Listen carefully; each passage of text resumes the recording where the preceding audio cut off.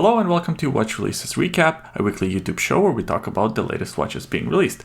My name is Oleg. Mr. Bond is doing better, but still not well enough to be in the videos just yet. Now, let's talk about this new Maurice Lacroix Aikonic Master Triple Retrograde watch. Maurice Lacroix is a very interesting watch brand here in North America. They're kind of rare, but they're all over Europe. And this sort of icons, the Aikonic line of watches, is probably their most popular design at the moment.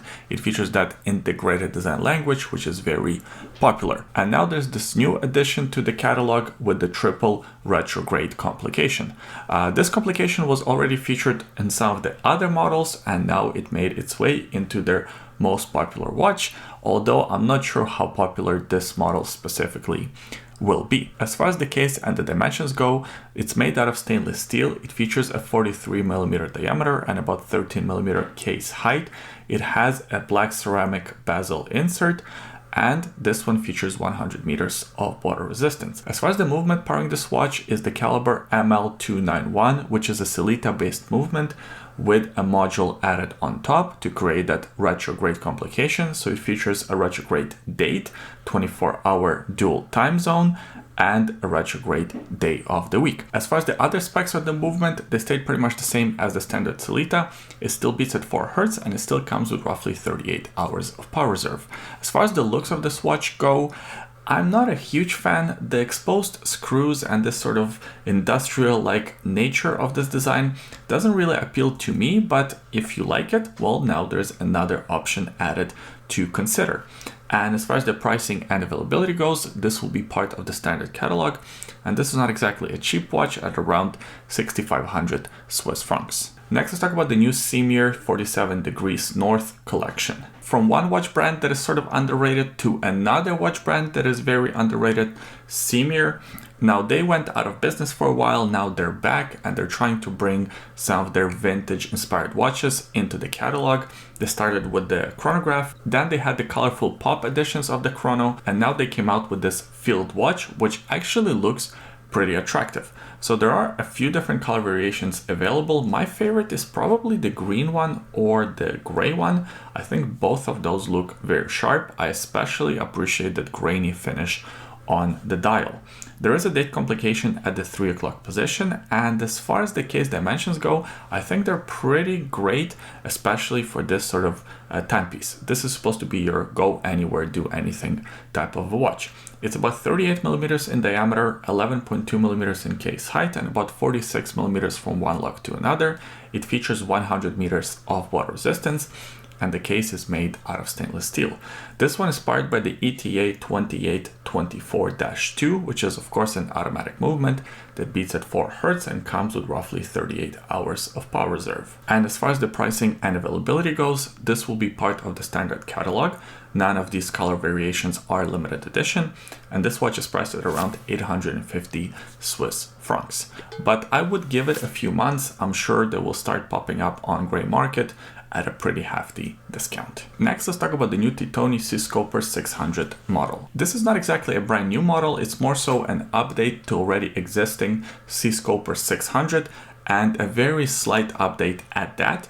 So first of all, the case and the dimensions stayed pretty much the same. This watch still comes in a stainless steel case, 42mm diameter, 14.5mm case height, and this watch is on the larger side, 52mm lug-to-lug distance, so you have to have a larger wrist to pull it off.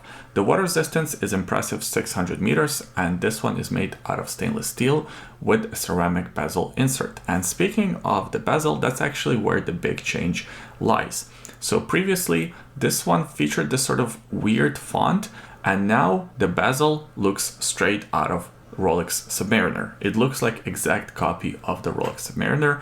I guess they did some market research and people preferred this layout and this font over the previous one. As far as the movement goes, it is still powered by the same caliber T10, which is a modified ETA movement that beats at 4 Hz, and it comes with an extended 72 hours of power reserve, plus this is a COSC certified movement, so that is a nice bonus.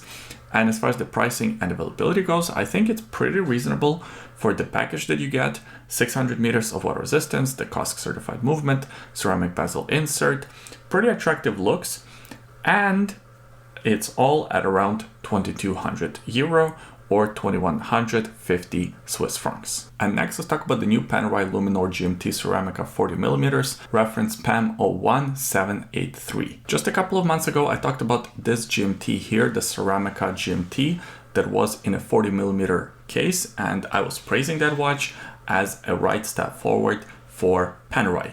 It was still very expensive, but I thought that was the right choice, right? You want to open up these watches to more different wrist sizes, and 40mm seems like is a pretty good sweet spot for Panerai, especially if you have a smaller wrist. Now this time they essentially released exactly the same watch, but with a blue dial. It still comes in the same case, 40mm diameter, about 14mm case height. The case is made out of black ceramic and it features 300 meters of water resistance.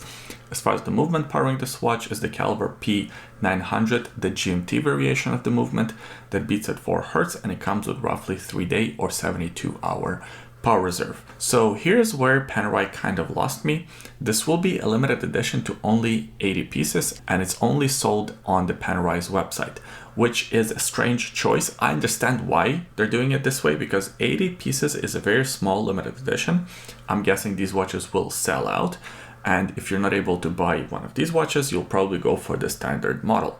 So I think this watch here acts as a bit of a marketing tool for the standard model. At least that's what I think. Maybe I'm wrong. Leave your comments in the comment section below. The other thing that I don't really like about this watch is, of course, the pricing. Panerai is notorious for their expensive watches, and this one here is no different. It is priced at $16,300 US, or around 15,800 euro. And we actually have another Panerai to talk about, the new Luminor Marina PAM 01759. This watch acts as a more faithful recreation of what Panerai stood for, these larger diver watches. This one comes in a 44mm diameter. It's about 14.5mm in case height, with that crazy dome on the sapphire crystal. It features 300 meters of water resistance, and this one is made out of stainless steel. It is powered by a very similar movement, the caliber P9010, which is essentially the same movement as a GMT watch, but this time it doesn't have a GMT complication. But it still beats at 4 Hz, and it still comes with roughly 72-hour power reserve, or 3 days. Now, the thing about this watch, it has the full Arabic numerals on the dial, which is a special thing for Panerai fans. I really like this look. I think this looks really good. Although, if you were to ask me, is this watch brand new or is it part of the Panerai's catalog, I wouldn't be able to tell you. I'm not that deep into the lore, but at the same time, it kind of exposes the problem with Panerai watches. They all look very similar, and it's kind of difficult to distinguish between the different special editions and special models, like this one here, because this is a limited edition to 1,000 pieces, and this watch is priced at $10,200 US, or 9,900 euro. And lastly, let's talk about the new Venezianico Arsenale Bizantino.